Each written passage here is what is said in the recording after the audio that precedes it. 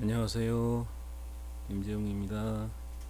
지금부터 가실주 실마리 노가 수업을 시작하도록 하겠습니다. 먼저 지난 강의를 리뷰를 해보겠습니다. 우리가 잘 알고 있는 의학의 아버지라고 하는 히포크라테스가 술에 대해서 얘기했었죠. 적당량의 와인을 마시면 질병을 멀리할 수 있다라고 그랬었습니다.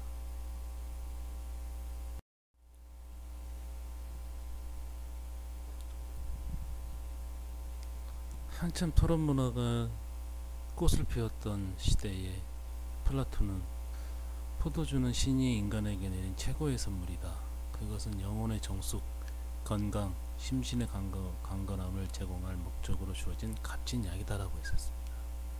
플라톤이나 플라톤의 스승 소크라테스가 살던 시대에는 보통의 토론 문화가 일상화되어 있었는데요. 그 당시에는 항상 와인에다가 물을 타서 그걸 계속해서 마시면서 얘기들을 했다고 합니다. 그래서 이때 와인 속에 진실이 있다는 말도 생겨났고요. 술을 마시면서 계속해서 자기 생각을 얘기하고 주장을 얘기하고 하면서 그게 상대를 설득하는 방법이나 이런 부분들이 그 사람의 성격이 그대로 다 나오겠죠. 그래서 플라톤은 이렇게 얘기를 했던 것 같습니다. 지금 오늘은 세 분의 말씀을 얘기를 하는데요. 가장 막내가 장자입니다. 가장 막내가 장자예요. 장자는 첫 수업에서 제가 얘기했었죠. 장자는 술 취한 사람의 정신은 죽음과 삶, 놀람과 두려움이 그의 가슴 속에 스며들지 않으므로 완전한 상태에 있다라고 했었습니다. 술 취했을 때에 사람의 정신이 가장 완전한 상태다라고 얘기했습니다. 술은 인간의 이동과 함께 같이 이동이 되었다고 얘기를 했었어요. 그러니까 술을 만드는 방법에 대한 얘기가 아니라 술을 찾는 방법에 대한 거겠죠. 그때만 하더라도 계속해서 인간이 정착생활을 하기 이전의 상태니까 정착생활을 했다면 이제 BC 9000년이나 7000년 요 사이에 정착생활이 시작이 됐잖아요. 그러면서 이제 농경사회로 들어가게 되는데 그 전에는 무언가를 찾아서 이동들을 했었습니다. 이 아프리카에서부터 시작을 해서 대륙까지 이렇게 이동을 해서 했었습니다. 라는 얘기를 했었어요. 이때 술을 찾는 방법이라든지 술을 이용하는 것들이 같이 이동하지 않았을까 하는 얘기를 했었어요.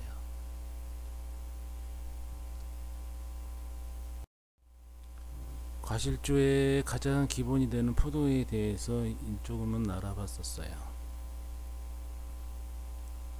포도는 포도석이라고 그랬었습니다. 전 세계도 지금 재배를 하고 있고요. 포도의 와인용 포도의 기원은 지중해나 카스피해나 흑해나 메소포타미아 지역 등에서 기원한 걸로 보고 있습니다. 그 일대에서 기원한 걸로 보고 있어요.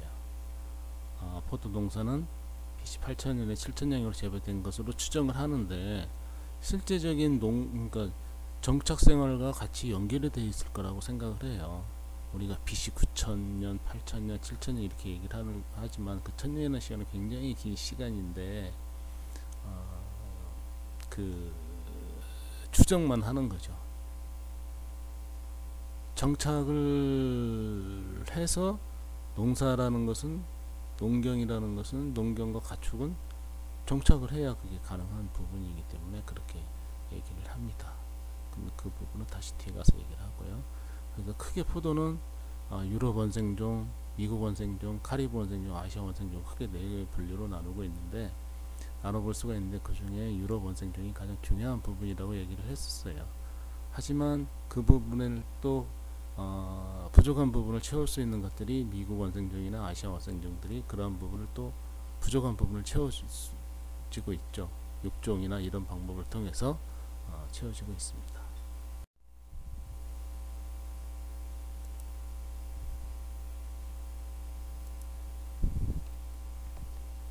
그럼 가장 중요한 유럽 원생종에 대해서 좀 알아볼게요.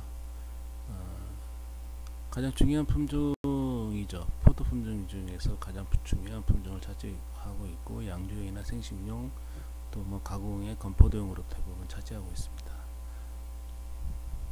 여기 카스피하고 흑해의 남부 조지아 요 일대에서부터 시작이 됐다고 그래요. 그래서 조지아에서는 만년 전부터 와인 양조가 시작됐다는 얘기를 한다고 그랬었죠. 그래서 BC 6000년, BC 5000년 요 사이에 사용되었던 그런 양조와 관련된 물건들, 장소들은 많이 발견되고 있어요. 이쪽에서. 그리고 여기 보시면 이제 여기 시리아 그 옆에 보면 요르단이 있죠. 요르단 옆에 보면 이제 여리고라는 곳이 있어요. 지금은 이제 이스라엘 땅인데 예전에는 요르단 땅이었었죠. 여기서도 이제 포도가 발견이 됐죠. 포도 종자가 발견이 됐어요. 보통의 인간의 역사를 얘기를 할 때 계속해서 그런 이동 생활을 하다가 어느 순간에 정착 생활을 하게 되는데, 정착 생활을 시작을 하면서 이제 농경 사회가 시작이 됐다고 하잖아요. 농경을 하면서부터. 그래서 밀의 농사가 시작된 것도 BC 9000년 정도라고 얘기들을 보통 얘기합니다. 그것도 BC 9000년경부터 되지 않았냐 하면서 얘기를 하는 부분이 가장 얘기되는 부분이 이 여리고 지역입니다. 여리고. 지금은 여리고 지역. 팔레스타인인들이 있는 여리고 지역에 오아시스라고 보여지는 곳이죠. 물이 있고 하는 곳에서 정착을 시작을 했다고 그래요. 그래서 밀농사도 거기서부터 시작이 됐다. 그러면 밀농사도 원래 이제 야생에 있는 밀을 가지고 이렇게 농사를 시작을 했겠죠. 그러면 이 일대는 포도나 이런 부분들이 다른 것들도 많이 존재를 했었던 거예요. 그냥 그때부터도 포도도 농사가 시작이 되지 않았을까라는 추측을 해볼 수가 있겠죠. 바라보는 시각에 따라 인간의 속박, 굴레, 이런 치열함, 이런 것들은 농경생활, 정착생활, 농경생활을 함으로써 시작이 됐다고 합니다. 인간의 자유는 그때부터 구속이 됐다고 그래요.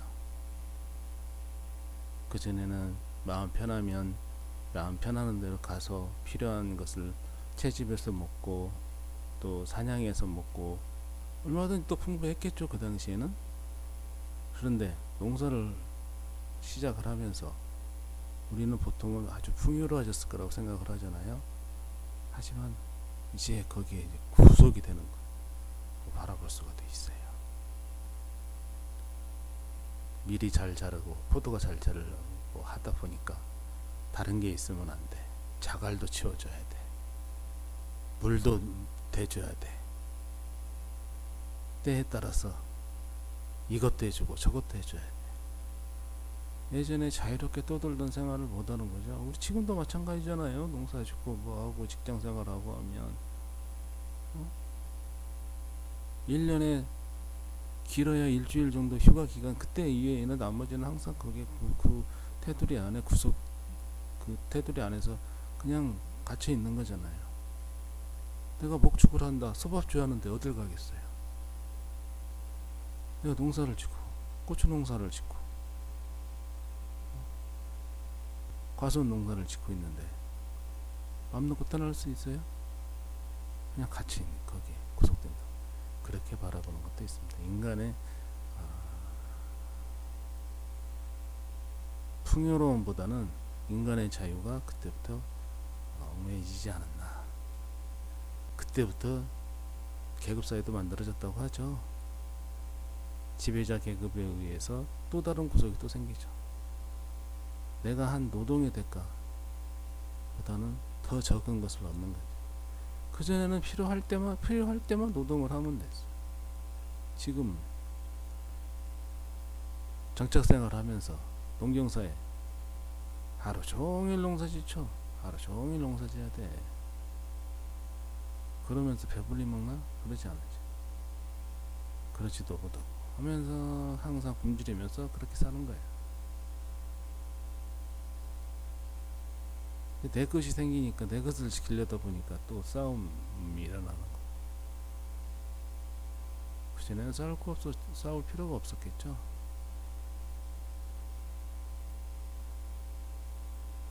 그래서 내 밀밭, 내 포도밭을 해치는 다른 것들은 다 없애야 하고 다 잡아야 하고 있어서는 안 되고 하는 것들이 생겨나게 됐다고 해요.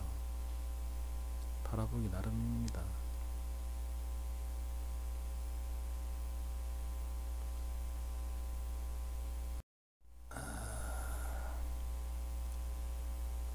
자, 여러분들이 포도 양조용을 가지고 이제 포도를 보면은 이제 그 공부하다 보면 뒤에 이제 비니페라라는 말이 많이 붙는 걸 볼 수가 있어요. 이게 이제 유럽 원생종을 뜻합니다. 유럽에서 시작된 원생종. 그래서 유럽에서 또 두 가지 정도의 또 아종으로 나눠볼 수 있다 하는데, 그게 이제 사티파 아종이 또 주로 양조에서는 중요한 부분을 차지하고 있습니다. 그건 또 비티스, 비니페라, 사티파 아종은 또 크게 세 가지로 나누죠. 동방군은 완전히 아시아가 아니라 그런 중동 쪽을 얘기를 합니다. 네, 중동 쪽을 얘기해요. 그래서 동방군을 들 수가 있고, 다음 흑해연안 발칸반도에서 기원된 것을 볼 수가 있고, 얘들은 줄기가 지지 기능이 약합니다. 그래서 이 표면에 이렇게 막 기어갈 수 있도록 털이 있습니다. 많이 있어요. 그래야 자꾸 갈 수 있겠죠. 동방군에 비해서는 생장기가 작고 내한성이 강하고 내건성은 약하다고 얘기를 했었습니다.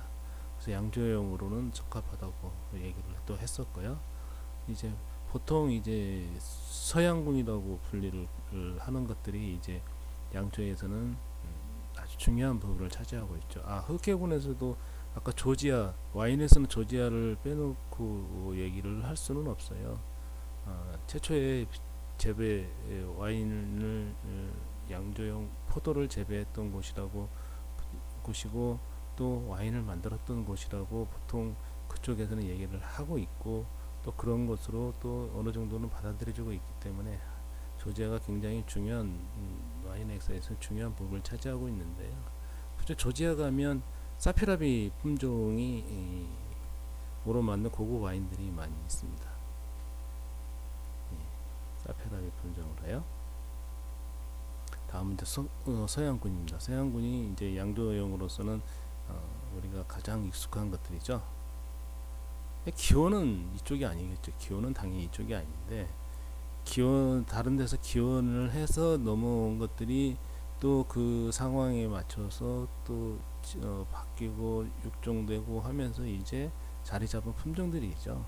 그래서 프랑스, 이탈리아, 스페인, 네덜란드 등에서 기원된 걸로 이제 보는 거죠. 거기서 이제 다시 또 뻗어나가게 된 거죠. 그래서 비교적 생장기가 작고 내한성은 또 강한 편이고 또 수확량은 많고 결과일도 좋아요. 그래서 양조용, 생식용 다 적합합니다. 대표적인 것으로 피노누아, 까베르네, 소비뇽 등이 입니다. 미국 원생종도 있습니다. 미국 원생종은 유럽에서 19세기에 그 필록세라로 인해서 모든 것들이 다 문제가 됐을 때, 거기에서 그 필록세라의 내성을 가진 종을 만드는 데서 큰 공헌을 했죠. 사실은 필록세라가 미국에서 넘어간 거야. 필록세라가 유럽으로 미국에서 넘어간 건데, 미국에 있는 포도 품종들은 필록세라에 대한 내성을 가진 것들이 있었기 때문에 별 문제가 없었지만, 거기에 내성을 가지지 않은 유럽 종들은 이제 바로 그 태풍을 맞이했던 거죠. 태풍을 맞이했던 겁니다. 그래서 그때 이제 거기에 저항성을 가지고 있는 미국 원생종을 해서 육종을 하게 된 겁니다. 그렇죠? 그래서 보통은 이제 과립이나 과방, 그러니까 알이나 송이가 작습니다. 산미가 높고 내병성하고 내한성은 굉장히 강한 편이고, 또 고온 다습하고 겨울 기온이 낮은 지역에 적당하다. 그래서 우리나라는 이런 쪽에서 또 많이 하고 있죠. 또 미국 등은 입이 두껍고 절간이 짧으며 덩굴성이 연속성으로 미국종 포도의 특유의 향인 폭스 향이 나고 또 종자와 가피가 잘 분리가 됩니다. 잘 분리가 돼서 생식용으로 먹기 딱 좋겠죠. 그래서 과립은 원형이거나 원형에 가까운 타원형을 넣고,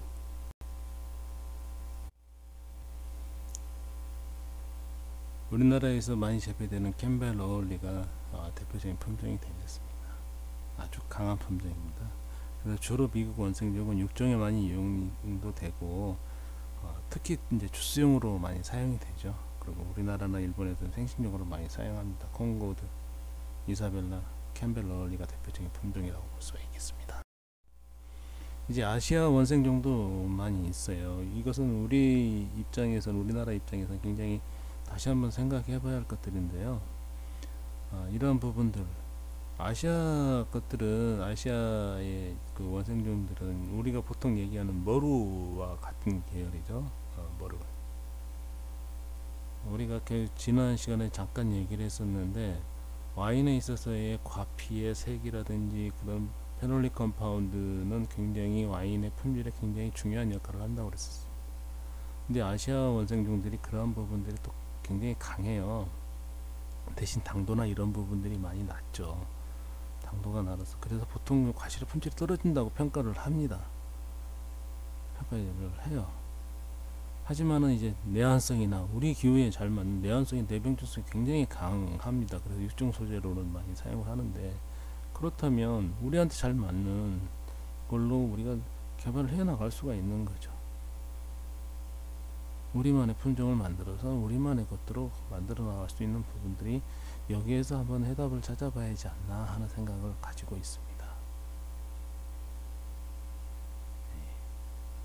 그래서 아주 송이도 느슬느슬하고 아주 알도 작고, 하지만 이제 아주 붉으면서도 아주 진한 흑색을 띠는 것들이 있죠. 수확량도 좋고 당도는 낮아요. 아주 그게 이제 핸디캡인데, 그 부분을 보완할 수 있는 부분을 해야죠. 얼마나 많은 그런 포도의 종자들이 계속해서 변화되고 해왔습니까? 재배가 BC 8000년, 7000년, 9000년이라고 얘기를 하면 지금 2020년 아니에요. 그럼 10,000년이 넘었다는 거거든요. 10,000년이 넘었어. 그 사이에 얼마나 많은 것들이 있어. 그러한 것들이 유럽에 전해져서 유럽에서 다시 유럽의 기원으로 보는 것들도 많이 생겼잖아요. 양조포도로. 그래서 우리도 이 부분은 우리가 조금 더 이 안에서 고민을 해보고 답을 찾아봐야 할 것이다 라고 생각을 해봅니다. 포도에 대해서 지난 시간에 잠깐 알아봤었어요.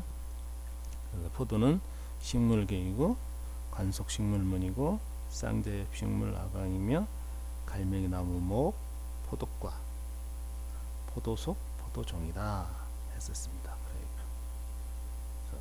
포도의 모양은 이렇게 세 있고, 포도에 대해서도 얘기를 했었습니다. 2년생 새로 나온 가지에서 여기에서 이제 잎과 열매를 맺어서 이 부분들이 이제 열매가 돼서 나온다 하는 얘기를 했었어요. 그래서 포도의 성분은 주로 과육에는 주스 성분들이 있고, 주로 이제 당과 산이 약간의 아로마가 있다라고 했고, 이제 C 부분에 탄닌료하고 거기에 이제 약간 쓴 성분을 나타내는 또 다른 그런 중요한 의미가 있는 C가 있다고 얘기를 했습니다. 그리고 이제 여기 포도 아래 연결되어 있는 잔 가지에도 탄닌류나 이 부분은 이제 양주 맛에 양조된 와인의 맛에 부정적인 영향을 주는 성분들이죠. 성분들이 좀 많고, C도 일부는 그런 것들이 막 혼재되어 있습니다. 그래서 양주에서 중요한 부분은 우리가 단순하게 알코올만 먹으려는 게 아니기 때문에 이왕이면 풍부한 향을 가지고 맛있는 맛을 가지고 있는 와인을 마시는 거잖아요. 그러면 그 부분에서 중요한 부분이 과피다. 과피는 일반적인 것은 안토시아닌, 이제 일반 그 청포도나 이런 부분은 안토시아닌보다는 플라보노이드 계열들이 있을 것이고, 또 여기에는 많은 페놀릭 컴파운드들이 있어서 와인의 깊은 맛이나 또 와인이 가지고 있는 생리활성적인 기능에 대한 역할을 할 수 있는 것들이 그 과피에 많이 있다 하는 것을 얘기를 했었습니다. 그래서 양조용 이제 적포도주냐 레드와인이냐 화이트와인에 따라서 다르겠지만, 레드와인에 있어서는 그러한 부분이 굉장히 중요한 영향을 준다라고 얘기를 했었어요.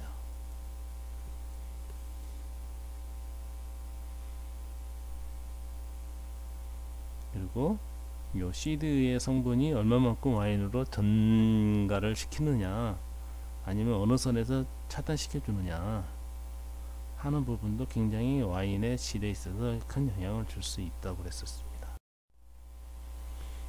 그래서 포도에 있는 일반적인 당은 알코올로 바뀌고, 산은 그대로 전달이 되고 와인에 그대로 전이가 되겠죠. 그리고 다른 맛을 줄 수 있는 여러가지 향이라든지 맛에 있어서의 깊은 풍미를 줄 수 있는 느낌, 바디감, 이런 부분들을 줄 수 있는 것들은 여러가지 페놀릭 컴파운드들이 그 역할을 많이 하게 된다. 근데 포도에는 많은 페놀릭 컴파운드들이 많이 있다라고 얘기를 했었어요. 이런 것들이 생리적 기능 활성을 가는 것들도 많이 있죠. 플라보노이드 계를 많이 있잖아요. 페르세틴이라든지 카데킨, 이런 것들은 다 레스베라톨, 이런 것들은 항산화 효과로서부터 많은 그 인간의 생리 활성에 관련된 아주 중요한 성분들이에요. 이런 것들이 프렌치 패러독스를 만들고 했던 것들이죠. 이런 걸로 인해서요. 그래서 이제 포도는 품종에 따라서 다르고, 또 그 해의 경작지에 따라서 다르고, 토양에 따라서 다르고, 일조량에 따라 다르고, 또 관리를 어떻게 하냐에 따라 다 다르죠.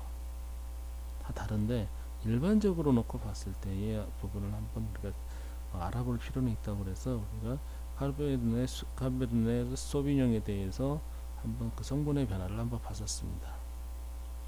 그래서 당의 함량은 갈수록 높아진다고 그랬죠. 당의 함량은 숙성이 되면서 갈수록 높아집니다. 그래서 높은 알코올을 적당한 알코올을 만들 수 있는 시기가 어떤지를 보는 것이고, 하지만은 그 산미의 부분은 점점 성숙이 되면서 낮아진다고 그랬었습니다. 산미는 낮아지고 한다고 얘기를 했었습니다. 그리고 또 맛에 영향을 주는, 색이나 맛에 영향을 주는 안토시아닌을 보면, 안토시아닌 같은 경우는 성숙이 되면서 진해진다는 것을 알 수 있죠. 그리고 이제 페놀릭 컴파운드들 보면 전체적으로 놓고 봤을 때는 점점 감소를 해요. 점점 감소를 하고, 그러면 이제 크게 페놀릭 컴파운드가 있는 곳은 C하고 과피예요. 그럼 C에 있는 페놀릭 컴파운드를 보면 점점 감소를 하는데, 그 감소폭이 좀 큰 편이죠. 그러면 그 과피에 있는 페놀릭 컴파운드들은 어떻게 되느냐, 큰 변화 없이 소량 증가를 합니다. 알 수 있어요. 안토시아닌이 증가하는 것과 같이 증가를 해요. 진해지고 하면서 페놀릭 컴파운드 양도도 하는데, CD에 있는 양보다는 적다 보니까 전체적으로 감소하는 걸로 경향을 볼 수가 있습니다. 그래서 내가 만들고자 하는 와인의 특성에 따라서 이 수확 시기를 정하는 겁니다. 수확 시기를 언제 정할 것이냐, 이날로 정할 것이냐, 이때로 정할 것이냐, 이때로 지나갈 것이냐 하는 부분은 이제 양조자가 정하는 거죠.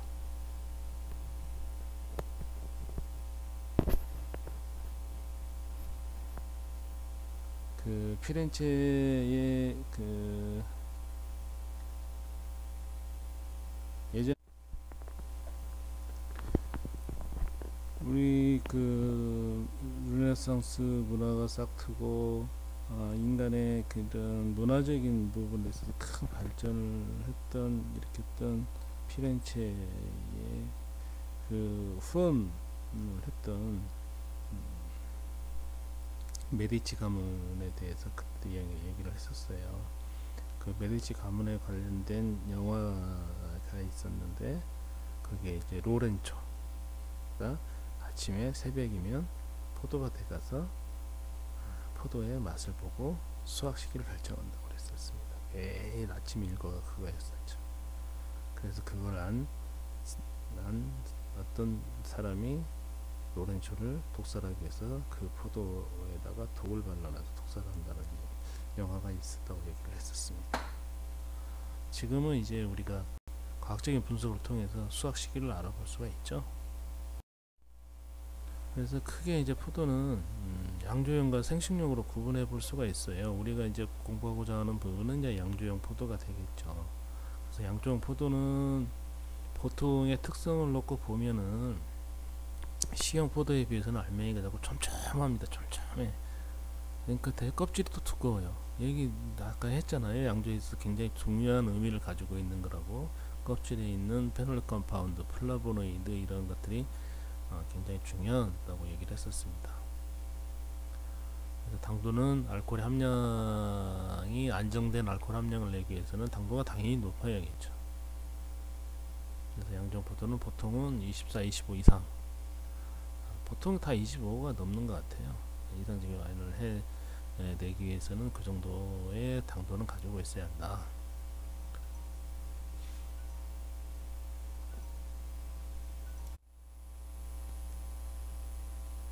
또 당도도 중요하지만 산도 또한 맛에 있어서의 기본이 되기 때문에 내가 만들고자 하는 와인의 산미는 굉장히 중요하다고 그랬습니다. 거기에 맞춰서 포도 품종도 선택이 되었고 수확 시기도 선택이 되어야겠죠. 중요한 건 수확 시기입니다. 수확 시기요. 예. 그래서 이제 생식용 포도, 보통 우리가 마트에서 사서 먹는 포도를 말하는 거죠. 먹기 편해야겠죠. 먹기 편하려면 알맹이도 커야 하고 대부분 껍질을 먹질 않으니까 껍질이 얇아야 할 것이고 또 안에 씨가 없든지 아니면 껍질과 씨가 잘 분리돼서 되어야 할 것이고 당연히 그 과육을 먹는 거기 때문에 과육이 풍부해야겠죠. 크고 하다 보니까 당연히 당도는 좀 떨어지는 편이고요. 당도가 좀 떨어지는 편입니다. 생식용 포도는.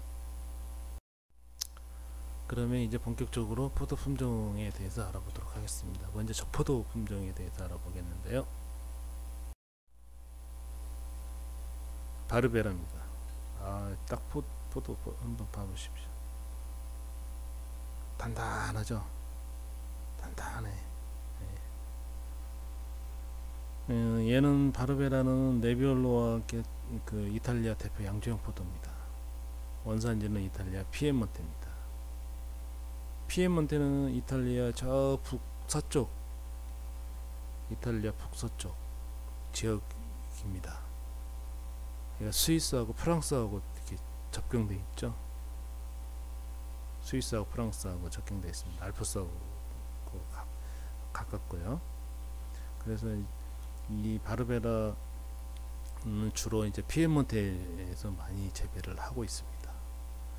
그리고 피에몬테 이외에서도 에밀리아 로마냐나 롬바르디아하고 이제 미국에서도 일부 되고 또 아르헨티나 멘토사 많이 들어보셨죠? 아르헨티나 멘도사에서 많이 재배를 하고 있습니다. 그래서 피에몬테의 아스티, 몬테라토, 알바 그쪽의 마을의 와인이 굉장히 유명합니다. 알바 와인이라고 여러분 들어보셨을 거예요. 예. 그래서 특징은 탄닌이 적고 산도가 높습니다. 탄닌이 적고 산도가 높아서 좀 가벼운 신선한 맛이. 그래서 풀바디 와인은 아니고 미디엄 바디 와인 정도가 됩니다. 탄닌이 적다는 것은 뭡니까? 탄닌은 이제 페놀릭 컴파운드라고 볼 수 있거든요. 그래서 그 양에 따라서 안토시아닌도 같이 영향을 받아요. 그래서 아주 조금 가벼운 맛의 와인이라고 보면 되겠습니다. 그래서 조금 숙성이 필요하고 체리나 커런트 향미를 가지고 있습니다.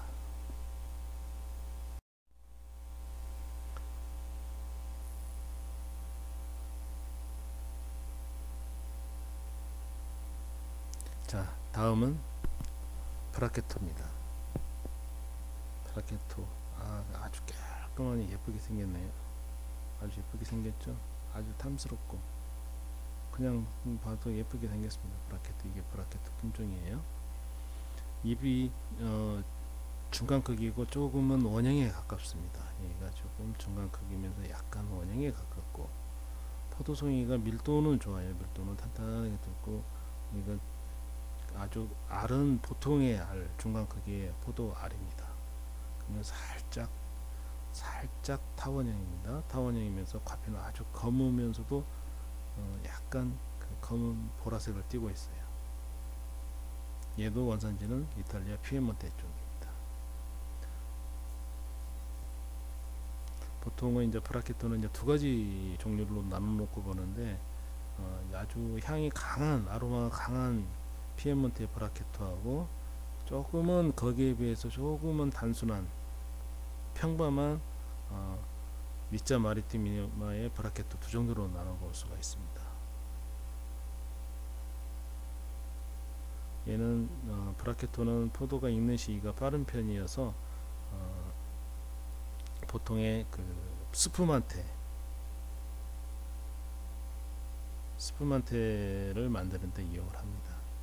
스푸만테는 그 보통의 그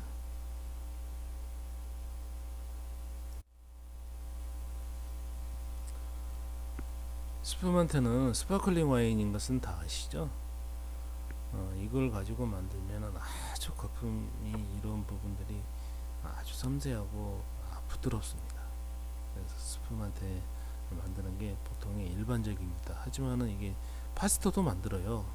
파시토는 뭡니까? 포도를 건조해서 만드는 와인을 파시토라고 하죠. 이탈리아 파시토. 그래서 향수처럼 강렬한 향하고 미세하고 크림 같은 거품이 이제 스푸만드로 만들었을 때의 그런 부분들이 유명합니다. 라스베리나 체리의 향미를 가지고 있어요.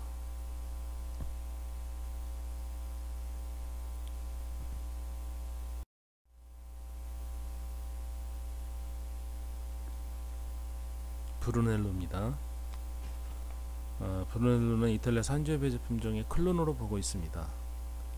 19대 중반에 페루치오 비온 디 산티에 의해서 이탈리아 토스카나 지역에서만 재배되는 아주 우수한 품종의 흑포도 품종이죠.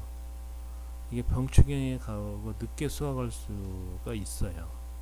그런 장점을 좀 가지고 있고, 포도송이도 단단하고, 그리고 포도 알들의 껍질도 굉장히 두꺼워요. 그래서 산지오베제 품종보다도 더 맛이 화려하다고 합니다. 근데 이제 많이 재배되지는 않습니다. 원산지는 이탈리아 토스카나고, 그래서 또 토스카나의 명품인 브루네로 디 몬타치노로 그 명성을 얻게 됩니다. 그리고 색상은 아주 진한 루비 색상을 가지고 있고, 산도 또한 딱 밸런스가 잘 맞아져 있고, 그리고 이게 아주 풍부한 그런 그 탄닌으로 인해서 입안에 머물면은 입안에 가득한 풍미가 쫙 올라오는 게 있습니다. 그래서 아주 그 풀바디 와인으로 여운이 아주 깊은 와인으로 유명한 와인이죠. 보통 어느 정도의 긴 숙성을 하고 있습니다.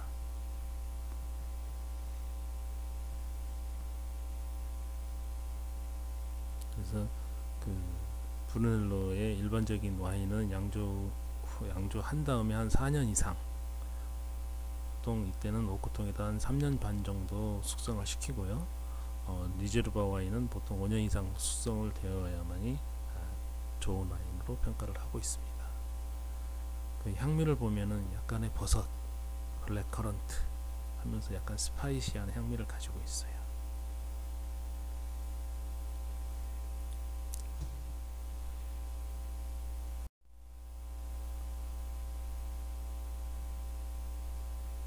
다음은 까베르네 프랑입니다.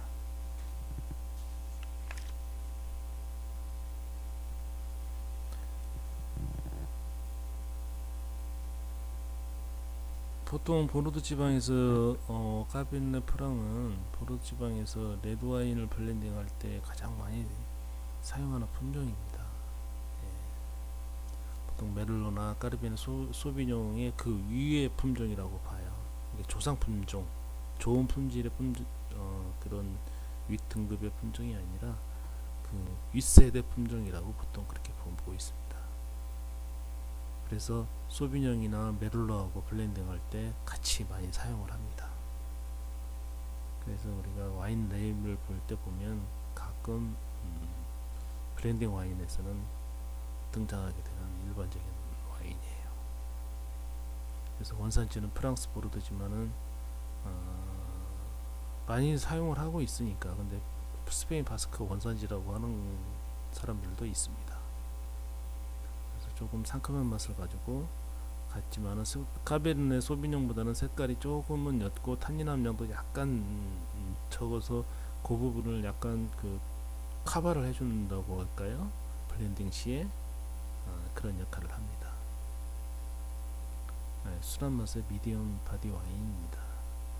여러분들 그 유명한 와인들이 있죠. 샤또 브리옹, 샤또 페트리스, 샤또 라피드 로칠드, 뭐 꿈의 와인들이죠. 꿈의 와인들. 이게 다 이렇게 메를로나 소비뇽, 프랑, 까베르네 프랑이 다 들어갑니다. 샤또 페트리스는 메를로 95%에 까베르네 프랑 5%, 샤또 라피드 로칠드는 까베르네 소비뇽 70%에 메를로 20%, 까베르네 프랑 5%, 이게 또 으띠베르도 5%, 이렇게 해서 블렌딩 와인 같은 경우는 단일 품종 가지고 하다 보면 매해마다 맛의 변화가 크죠. 그래서 그런 부분들이 영향을 많이 주는데, 블렌딩 와인들은 서로가 일부는 이런 그러한 단점을 보완할 수 있는 여지들이 좀 있죠. 여지들이 좀 있어요. 그래서 단일 품종 가지고 하는 것도 의미는 있지만 이것을 몇 가지 품종을 블렌딩해서 자기만의 그러한 맛을 내는 것도 굉장히 중요하다고 봐요. 그래서 요 방금 말씀드린 이 세 가지의 이 유명 최고의 와인들은 이런 식으로 탄생을 하는 겁니다. 그래서 까베르네 프랑은 다른 포도 품종을 보완해주는 역할을 한다, 그런 것을 말씀드릴 수가 있습니다. 다음은 까베르네 소비뇽. 포도 품종에서 얘기를 할 수 있는 가장 중요한 품종이라고 볼 수 있죠. 가장 일반화되어 있다고 볼 수도 있고요. 그러면 까베르네 소비뇽에 대해 좀 알아볼게요.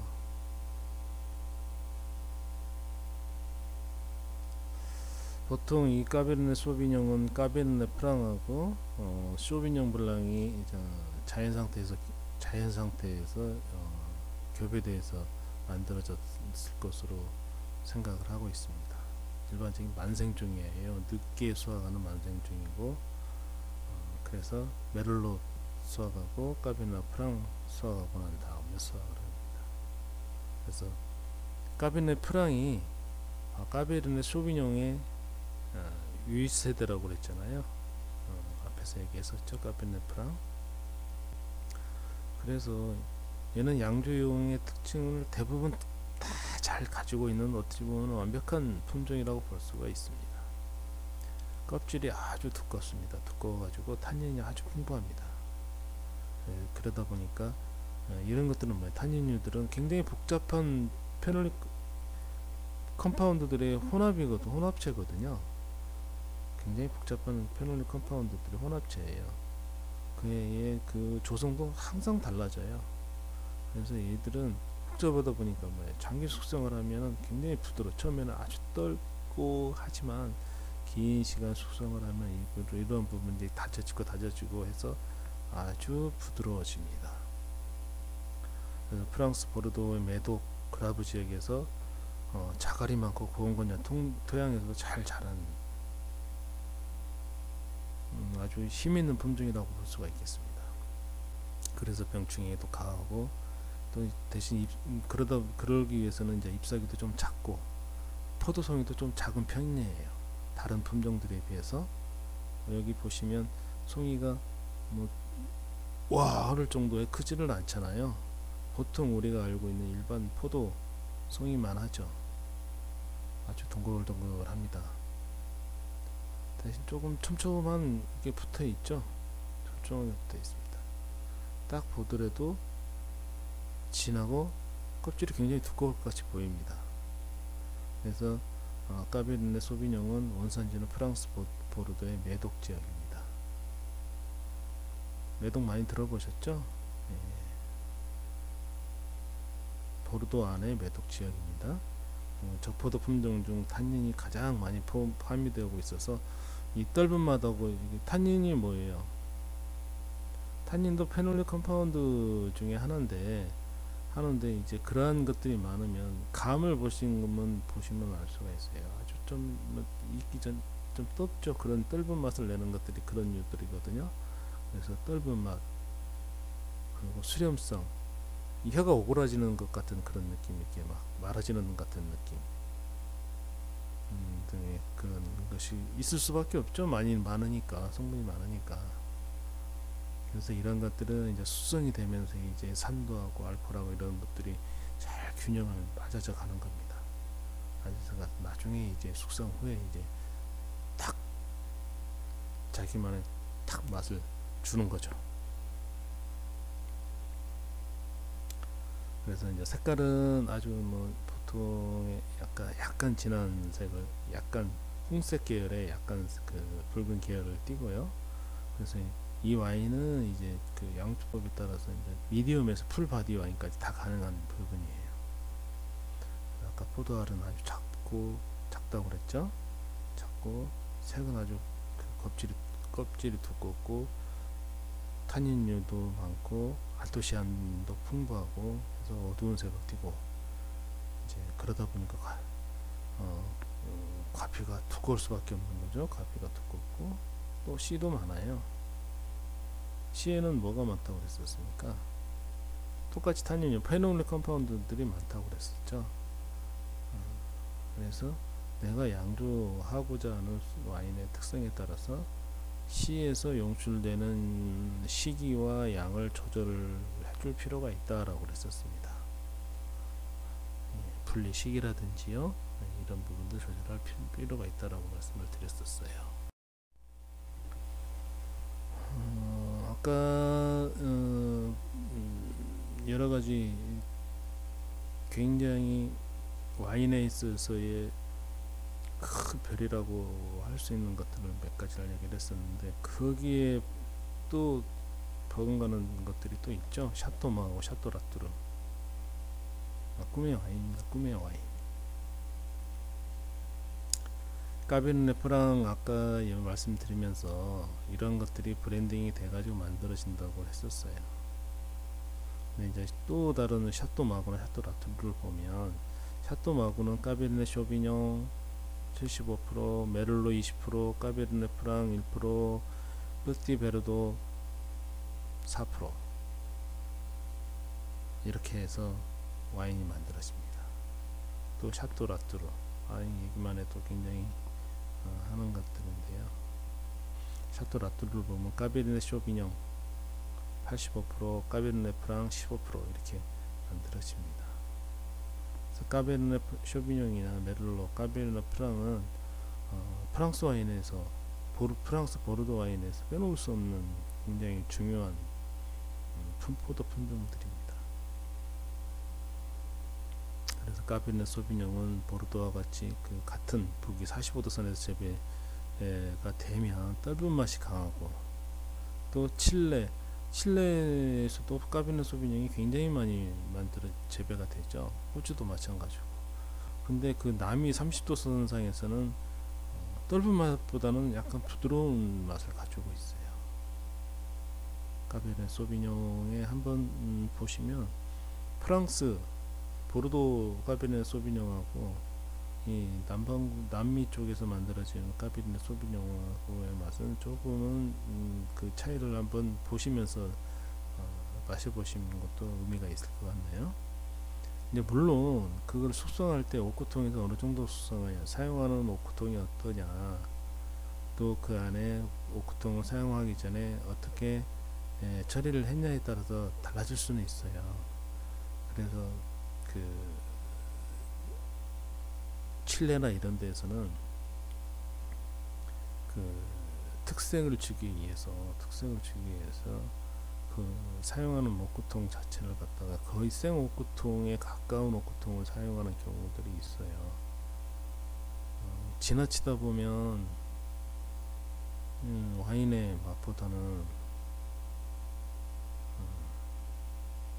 오크통에서 나온 그 느낌만 살아서 내가 뭘 마시는지 모를 정도의 그런 상황이 있는 와인들도 가끔은 있었던 것 같아요.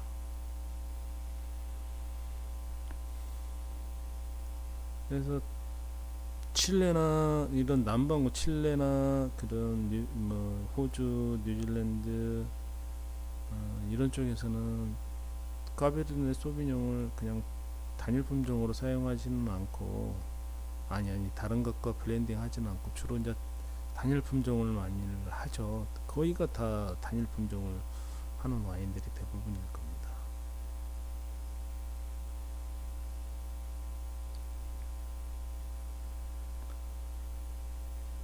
여기 보면은 샤또 마고, 샤또 라트르 2007년 산입니다. 제가 2007년 산 와인에 대해서는 약간의 의미를 좀 가지고 있어요. 의미를 두고 있습니다. 그래서 2007년 산 와인들을 조금은 제가 저도 좀 찾고 있고, 예전부터 조금은 수집이라고 할까요? 그렇게 해오고 있습니다. 그래서 집에 와인셀러에 2007년 산 여러가지 와인들을 좀 보관을 하고 있는데, 나중에 이제 어떤 특별한 날에 하나씩 개봉해서 하려고 지금도 좋은 2007년 산 와인이 있으면 찾고는 있습니다. 지금 이제 오래돼서 찾기가 힘들죠. 찾기가 힘들어요.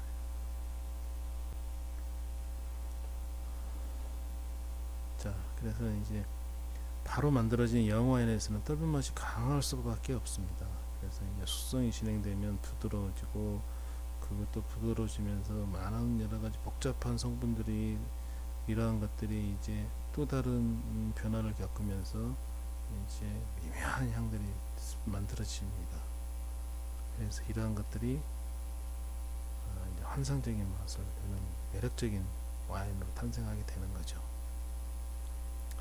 그래서 까베르네 소비뇽 와인의 향미는 이제 보통은 이제 블랙커런트, 블랙베리, 블랙체리,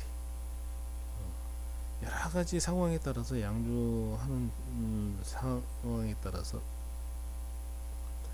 또 그것을 마시는 사람에 따라서 여러가지 향미를 다 갖고 있어요. 그 안에서 가만히 이렇게 뜯어서 이렇게 하나하나 살펴보면 다양한 느낌을 볼 수가 있습니다. 와인이라는 게, 레드와인, 특히 레드와인에 있어서 무슨 딱 무슨 향이 나네, 무슨 맛이 나네 이러진 않죠. 그 안에서는 여러가지 복잡한 게 섞여 들어있기 때문에 그 하나하나를 찾아가는 게 매력 있는 술 아니겠어요? 오, 여기에서는 무슨 냄새가 나네. 아, 이것은 파프리카 씹을 때의 그런 느낌이 좀 나는데. 야, 이거 빵 구울 때 빵을 토스트기에서 딱 구워서 살짝 식은 상태에서 한 입 베어 물었을 때 그 느낌이 나는데. 야, 이것은 우리가 옛날에 흑장난 했을 때 그런 느낌? 이건 부엽토 산에 가서 이렇게 나뭇잎이 썩은 것 같은 그런 느낌이 나네 하면서 하나씩 하나 찾아가는 게 그것도 하나의 재미 아니겠어요? 이제 그런 느낌을 많이 가질 수가 있는 것들이 이런 것들, 이런 품종들입니다.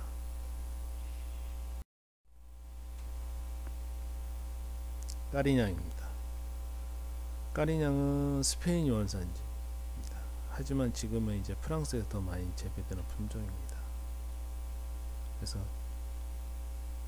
보통 그냥 일반 평지보다도 언덕에서 재배되면 수확량 아시죠? 품질은 굉장히 좋습니다. 딱 봐도 좋게 생겼죠? 예. 그래서 주로 이제 프랑스 프로방스나 론, 랑구독 와인으로서는 굉장히 다 유명한 곳들입니다.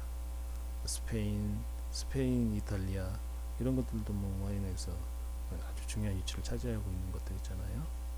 그쪽에서 많이 재배되고 있습니다. 그래서 어떤 품종보다도 이게 아주 진한 색을 냅니다. 딱 봐도 아주 막 검물이 뚝뚝 떨어질 것 같은 그런 느낌이죠. 진한 색을 냅니다. 그래서 스페인 하면 퀄리티 와인으로서는 리오 와인을 대표적으로 들 수가 있지 않겠어요? 스페인 와인 잘 모른다 하면 그냥 리오 와인 찾아서 마시면은 큰 그런 일은 거의 반은 성공한다고 볼 수가 있습니다. 근데 이때 이제 진하다 보니까 이제 색을 낼 때 사용하는데 블렌딩 하기도 합니다. 진한 보랏빛으로 탄닌이 풍부하고 여러가지 과일향하고 스파이시향을 지니고 있습니다. 그래서 향미로 보면 이제 말린 크랜베리, 후추, 자두 이런 향미를 가지고 있어요.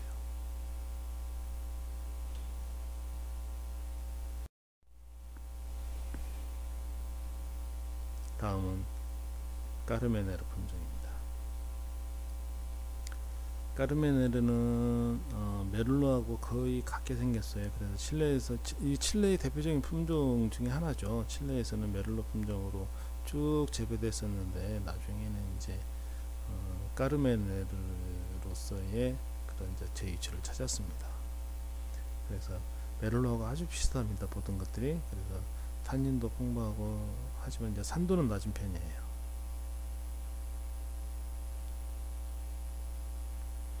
이제 19세기 필록세라가 이제 막 발생했을 때 발생하기 그 전에 이제 메독, 보르도의 메독이나 그라브 지역에서 주요 푸드 품종으로 재배됐던 건데 그때 이제 그 1850년도에 칠레로 건너가서 이제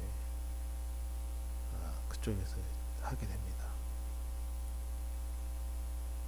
그래서 원산지는 프랑스 보르도죠. 지금은 이제 칠레 대표 품종이 됐어요. 칠레의 중급 이상의 와인들 보면은 다른 품종들도 많이 보이지만 까르메네르를 많이 볼 수가 있습니다. 그래서 아로마도 풍부하고 탄닌은 아주 부드러운 탄닌을 가지고 있어요. 탄닌 맛에 부드러운 탄닌을 가지고 있습니다. 색은 아주 진하고 그래서 선택을 했을 때 보통 이상의 와인에 실패 없는 선택이 될 수가 있겠어요. 그래서 라스베리, 허브, 그 약간 말린 그 그린 허브, 그런 자두 그런 풍미를 다 가지고 있어요.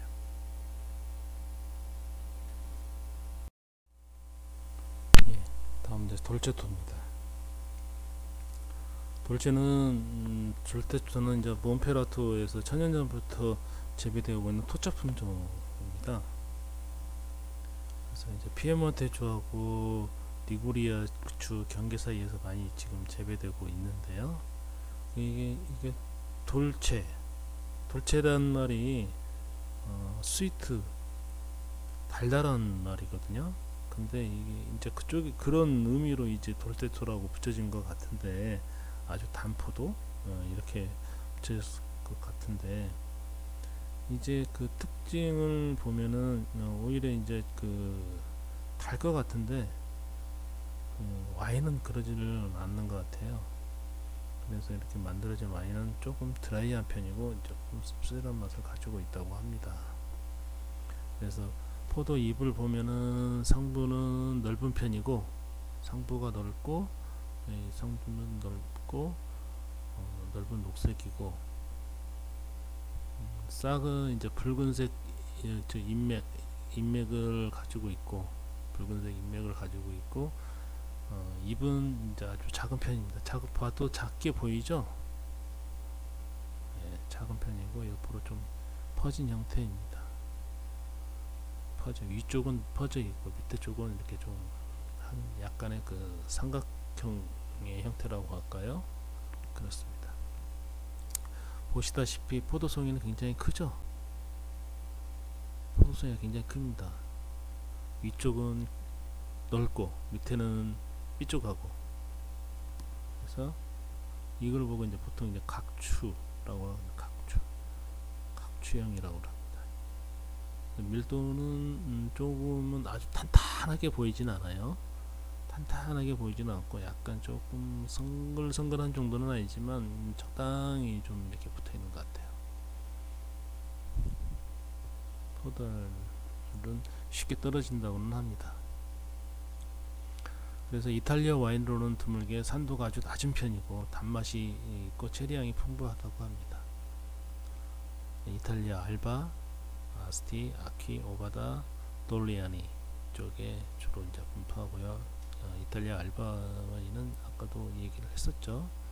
그 라이트 와인으로 이제 장기 숙성해서 마시는 와인 스타일은 아닙니다. 그래서 이제 향미를 놓고 보면은 이제 약간의 그 밝은 계열의 체리, 서양 자두 이 정도의 향미를 느낄 수가 있습니다. 다음은 이제 가메입니다.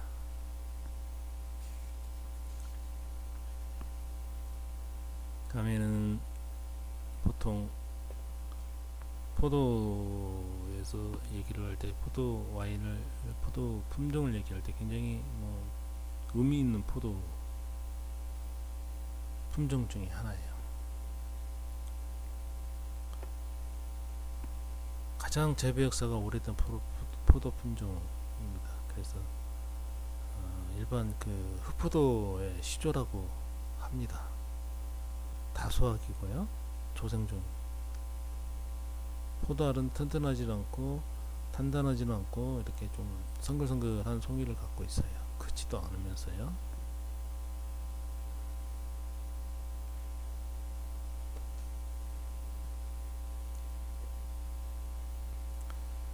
그 탄산 마세레이션이 있죠. 탄산 마세레이션을 가지고 양조를 하면은 당연히 와인이 이제 짙은 색상을 띠고 여러 가지 향도 만들어지고 향도 그 와인으로 전달이 되죠. 그래서 향이 풍부한 와인을 만들게 되는데, 보통 그런 방식으로 많이 만드는 와인 중에 하나예요.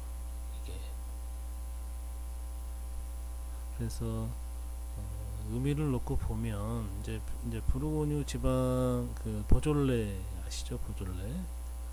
보졸레의 대표 품종입니다. 그래서 보졸레 누보, 보졸레 빌라주 양주에 사용되는 포도 품종입니다.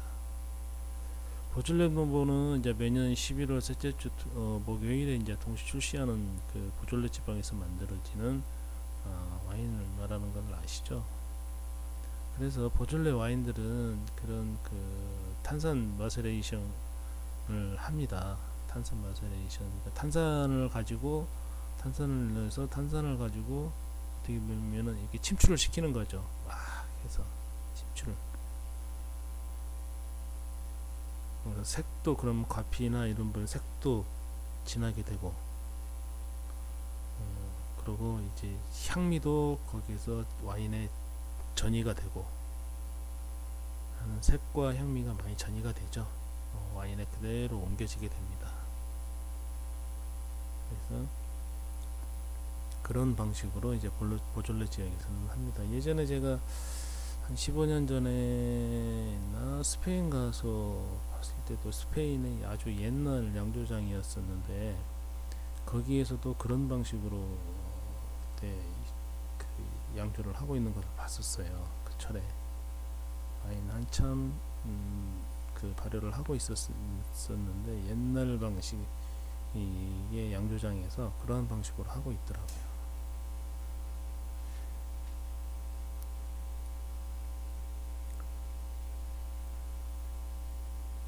그래서 그 색이 아주 연하고 이제 그 가메로 만드는 와인들은 이제 색이 연하고 핑크색이 아주 가깝습니다. 그 보졸레 누모는 워낙 다 유명하죠. 유명하고 특히 우리나라와 일본 지역에서 더 특히 각광을 받고 유명합니다. 그래서 이 포도 품종은 이제 보졸레 지역입니다. 보졸레 지역. 현재로서는 이제 주로는 이제 프랑스 루아르, 부르고뉴, 랑구독, 르시옹, 이탈리아 페루자, 토스카나, 스위스 발레 이런 데서 좀 많이 재배되고 있고요. 이제 포도 색깔을 포도 와인을 넣고 보면은 이제 밝은 색상이 루비레드 아주 밝죠. 네, 루비레드 아니면 이제 감홍색, 홍색, 예, 홍색, 그러니까 밝은 홍색, 레드핑크 색깔 표현하기 나름이겠죠. 예, 그리고 향미는 한국 사람들이 아주 좋아하는 아주 가벼운 풍부한 아로마, 신선한 그런 과일 향의 느낌을 줍니다.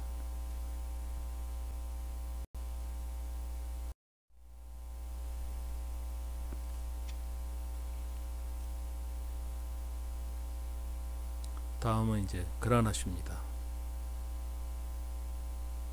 그라나슈는 스페인에서 프랑스에 전파돼서 프랑스의 론 지방하고 프랑스 남부 지역에서 많이 재배되고 있습니다. 얘들은 스페인 원산지라서 그런지 이제 가뭄에 잘 견디는 성질을 갖고 있어요. 힘도 좋고. 그래서 지중해 포도 재배 지역에서 많이 재배되고 있는 품종 중에 하나예요. 그래서 건조하고 자갈이 많은 언덕에서 아주 우수한 포도가 생산이 됩니다.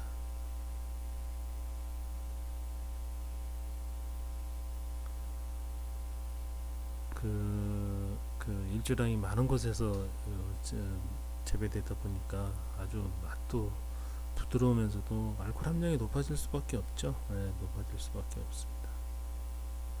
대신 이제 그라나슈 품종은 탄닌이 그렇게 풍부하지는 않아요. 산도도 낮은 편이고 당은 아주 높은 편입니다.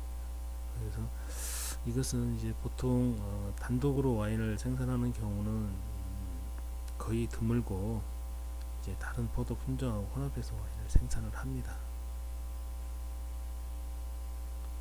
이제 하지만은 일반적인 레드 와인 만드는 것은 이제 다른 것하고 블렌딩해서 많이 사용을 하는데 이제 로제 와인을 만들거나 보통 이제 알코올 강화 와인을 만들 때는 이제 그라나슈 품종만 사용하기도 합니다. 이제 워낙 알코올이 잘 나오잖아요. 잘 나오고 하다 보니까 그렇습니다. 그래서 이제 원산지는 스페인이라고 얘기할 수가 있고 주 분포는 프랑스 론 지방이 가장 번성한 지역으로 볼 수 있습니다. 그 이외에도 이제 지중해 연안, 랑구르, 루시옹, 프로방스, 스페인 리오하, 나바라, 호주, 캘리포니아, 이탈리아, 또 아프리카의 모로코나 튀니지 이런 데 좀 많이 돼 있습니다.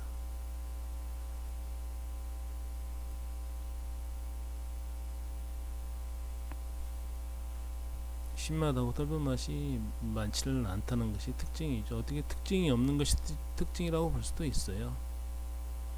그래서 이제 뭐 아주 성격이 다른 품종들하고 같이 블렌딩해서 서로 이렇게 조합이라고 그럴까 균형을 맞추는데 많이 사용할 수가 있습니다. 주로 이제 시라하고 같이 블렌딩을 많이 합니다. 그래서 이제 블랙베리, 그린 허브 향미를 가지고 있다고 볼 수가 있겠어요. 다음은 말백 품종입니다. 딱 봐도 아주 진한 거 같죠? 아주 뭐 색깔이 아주 검해요. 그래서 이제 말백 품종은 이제 프랑스에서는 원래 이제 뭐 루아르나 뭐 꼬테드블라이 이런 곳에서 재배가 됩니다. 근데 이것들이 이제 아르헨티나로 이제 넘어가 가지고 아르헨티나 멘도사, 뭐 아르헨티나 와인의 뭐 대표적인 곳이죠. 그쪽에 이제 기후하고 그쪽 땅에 적응해서 아르헨티나 대표 품종으로 되어 있습니다. 그래서 말백 하면 아르헨티나죠. 아르헨티나 하면 말백. 지금은 이렇게 연결되는 상황이 됐어요. 그래서 한국에 들어와 있는 뭐 아르헨티나 와인들은 대부분이 말백이라고 보시잖아요. 자기 색깔 확실히 있고, 또 와인도 실패할 확률이 거의 없고 그렇습니다. 그래서 이제 탄닌이 풍부합니다. 탄닌이 풍부하고 보시다시피 아주 검어요. 그래서 검붉은색을 띄어요. 진하면서도. 이 산도는 그래도 낮은 편입니다. 약간의 블랙베리 그런 느낌도 좀 있어요. 그래서 이제 포도 특성을 보면은 아주 진하고 검기 때문에 블랙 와인이라고도 칭하기도 해요. 그래서 뭐 메를로 품종에서 수분을 뺀 것과 비슷하다고 해서 이제 메를로하고 같이 사용하기도 한다고 합니다. 그래서 원산지는 이제 프랑스 보르도 지방이고요. 지금은 프랑스 쪽에서 누아르나 뭐 보르도, 부르고뉴 다 뭐 하는데 주로 이제 아르헨티나, 멘도사, 칠레 쪽에서 많이 재배되고 있습니다. 그래서 이제 추운 기후에는 약하지만 수성되면서 짙은 적색을 띠고 잘 익은 이제 과일의 향기를 냅니다. 포도의 빛깔은 아주 검붉죠. 검붉고 딱 봐도 껍질이 아주 두껍게 보이죠. 두껍게 보이는데 탄닌은 많지만 부드러운 탄닌이에요. 부드러운 탄닌을 가지고 있습니다. 아르헨티나에서는 주로 이제 말백 단일 품종으로 사용을 많이를 하는 편이고, 프랑스나 이런 곳에서는 이제 다른 것하고 같이 이제 블렌딩해서 사용하는 편이기도 합니다. 보시면 보르도나 이런 쪽에 이제 북위 45도 근방에서 재배되는 거하고, 이 남반구 남이 한 30도 지역에서 재배되는 품종하고 같은 품종이라고 하더라도 만들어지는 그런 탄닌류들의 그 특성은 상당히 달라요. 까베르네 소비뇽도 얘기를 했잖아요. 아까 했지만 말백도 마찬가지입니다. 그쪽 미국 북반구에서 재배된 것들은 탄닌류가 아주 거칠고 뭐 자기 색깔을 다 갖고 있어. 나 이래 라고 하는 것을 자기 성질을 다 보여. 근데 남반구는 아주 부드러워요. 그래서 남반구는 단일 품종으로 만들어도 손색이 없는 거예요. 북반구는 뭔가 아쉬워. 너무 세. 그래서 긴 숙성을 하면서 하다 보면 좋은 놈으로 나타나기도 하는데, 일반적으로 그러기까지는 시간도 걸리고 힘들어. 안 될 수도 있고, 성격이 개조가 안 될 수도 있죠. 안 되는 경우가 태반일 수도 있고, 또 좋은 성격으로 바뀔 수도 있지만 안 좋은 놈으로 바뀔 수도 있고, 그러니까 다른 거하고 브랜딩을 많이 하죠. 보완을 많이 하는 편입니다. 근데 이쪽 남반구 쪽은 단일 품종으로도 손색이었기 때문에 많이 했어요.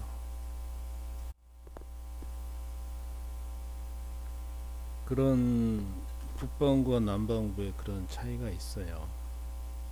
그런 차이가 있습니다.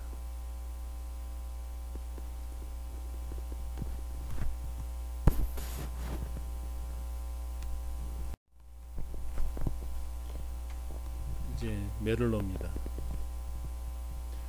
오는 이번 수업은 메를로까지만 하고 그 이후에 다른 품종에 대해서는 다음 시간에 하도록 하겠습니다. 메를로 노아라고도 합니다. 많이 들어보셨죠? 이제 보르도 포도밭에 60%에 재배되는 아주 대표적인 품종입니다. 아까 까르베네 소비뇽은 메를로 뒤에 만생종이라고 그랬었잖아요. 얘는 이제 조생종. 메를로나 그 까베르네 프랑이 재배한 다음에 까베르네 소비뇽이 수확을 한다고 그랬죠. 수확한 뒤에 그 후에 한다고 했습니다. 메를로는 조생종이 가까운 중생종입니다.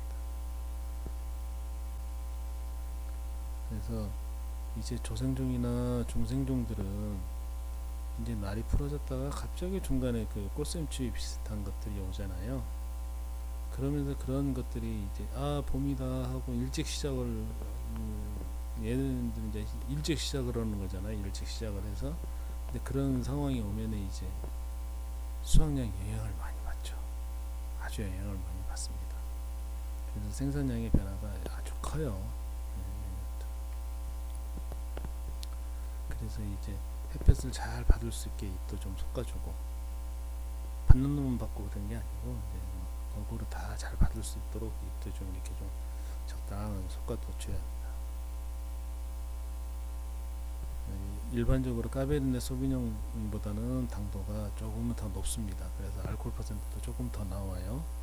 알코올 1~2% 더, 저 정도의 알코올 1~2%가 더 나올 정도면은 당도로서는 상당히 차이가 나겠죠. 2%에서 3% 이상 차이가 나겠어요. 그래서 메를로는 진흙이나 섞여질 토양에서도 잘 자라고 송이 크죠. 메를로 송이 크고 알도 큽니다. 알도 큼직큼직하고. 그래서 메를로 와인은 딱 봐도 아주 부드럽고 그냥 입안 꽉 차는 느낌, 포도만 봐도 그런 느낌을 줄 것 같다는 게 보이죠. 그래서 과피도 그래서 탄닌도 아주 강하다 보니까 이런 부분이 또 그 안에서는 또 섬세함도 느낄 수가 있어요. 이런 것들이 잘 어울려져 있는 품종 중에 하나입니다.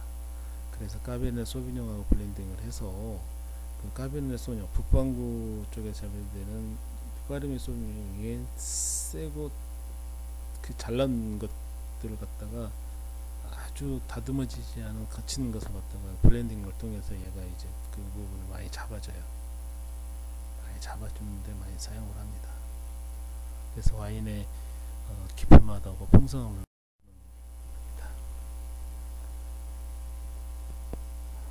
그래서 뭐 그 프랑스의 5대 와인은 다 그런 식으로 만들어진다고 아까 다 말씀드렸죠. 그래서 까베르네 소비뇽, 메를로, 까베르네 프랑 이런 것들이 다 블렌드해서 만들어집니다. 이제 원산 메를로의 원산지는 프랑스 보르도, 그리고 주분 포주는 프랑스 보르도의 포음멀, 생테밀리온, 프롱사 남부의 랑고동 루시옹, 그리고 이제 이탈리아 베네토, 움브리아, 또 캘리포니아의 나파밸리, 소노마 카운티, 칠레, 스페인, 호주, 유럽, 동유럽 등에 다 재배되고 있는 품종입니다. 탄닌은 적은 편이고 가벼운 과일향과 적당한 산을 함유하고 있습니다. 미디엄에서부터 풀바디 와인으로 다 가능한 와인이고요. 까베르네 소비뇽보다는 떫은 맛이 훨씬 더 적습니다. 그리고 훨씬 더 부드러워요. 그래서 아까 까베르네 소비뇽과의 블렌딩을 통해서 좋은 맛을 만드는데 역할을 한다고 그랬죠. 이것도 2007년 페트루스, 2007년 페트루스 와인입니다. 그래서 풍부한 과실하고 허브향이 깊고 우아한 맛 아주 표현이 좋은 것 같아요. 얘는 아주 우아한 맛을 줍니다. 그래서 대표하는 샤토 페트리스, 메를로가 중심이 된 와인 중에 하나입니다. 이거 얘도 아주 좀 메를로가 95%, 까베르네 프랑이 5%, 뭐 까비네 소비뇽보다 일찍 아까 조생 중이라는 얘기는 뭐 앞에서부터 까비네 소비뇽 얘기할 때부터 쭉 했었던 것들이죠. 자, 이번 강의는 오늘은 여기까지만 하겠습니다. 여기까지 하고요. 그 이외에 다른 양주, 와인 양주에서 중요한 그런 흑포도 품종들이 더 있습니다. 그러한 품종에 대해서는 다음 시간에 계속해서 이어나가도록 하겠습니다. 그리고 이제 화이트 와인을 만들 수 있는 청포도 계열의 와인도 살펴보고, 그리고 이제 그 아시아 계열에서 재배되고 있는 와인 품종에 대해서도 앞으로 계속 알아보도록 하겠습니다. 여러분들 수고하셨습니다.